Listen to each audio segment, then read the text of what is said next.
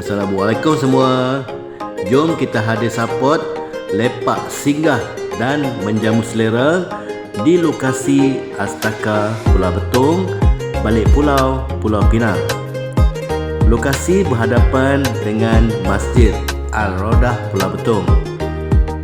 Beraneka menu untuk anda menjamu selera sambil lepak santai bersama dengan seisi keluarga serta rakan-rakan.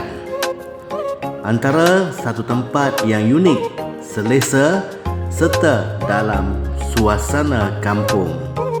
Kepada anda semua, jomlah kita support perniagaan anak karya Pulau Betung.